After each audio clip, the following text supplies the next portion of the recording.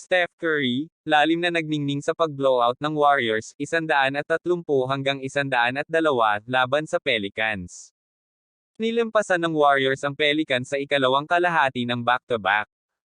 Nagniningning na bituin, nagtala ng 13 puntos, 10 rebound, at 4 na block sa loob lamang ng 20 minuto. Si Jackson Davis ay gumagawa ng higit pa sa pagpuno ng isang stat sheet. Ang rookie second round pick ay hindi kailanman mukhang nabigla sa magkabilang panig ng bola, at mukhang may kakayahan na siyang magsilbi bilang backup center.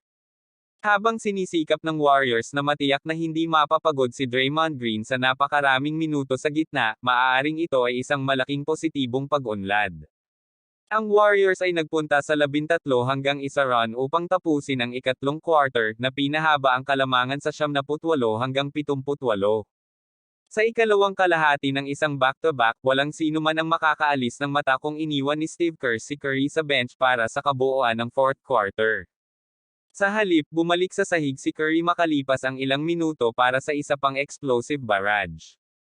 Hindi kailanman nagustuhan ni Curry ang pag-uusap tungkol sa paghabol sa mga personal na parangal, ngunit tiyak na tila pinaglalaroan niya ang MVP sa kanyang isip. Ang 2 beses na nagwagi ng prestihiyosong parangal ay natapos ang paligsahan noong Lunes na may 42 puntos sa 15 for 22 shooting mula sa field sa loob lamang ng 30 minutong aksyon.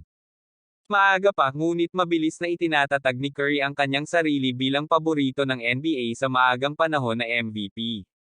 Kasunod ng perpektong 3-game road trip, uuwi ang Warriors para sa isa pang laro laban sa Kings sa Miyerkules ng gabi. Ang pagbubukas ng tip sa Chase Center ay naka-schedule para sa 7 p.m. Pacific. Nag-shoot si Curry ng 15 of 22 overall at 5 of 7 sa free throws. Kasama sa kanyang tatlo ang isang 29 na footer at isang mag-asawa mula sa 25 talampakan. Nagpapasalamat din ang mga tagahanga sa kanyang off-balance na bahaghari mula sa baseline malapit sa kaliwang sulok. Maputi siya mainit. Nakakatuwang panoorin siya, sabi ni Kerr. Ibig sabihin, mas maganda siya kaysa dati sa edad na 35. Si CJ McCollum ay umiskor ng 19 para sa New Orleans at Jordan Hawkins, isang first-round draft choice mula sa Connecticut, ay umiskor ng 12 puntos. Huwag mo kalimutan mag-like and subscribe sa aking channel. Maraming salamat po.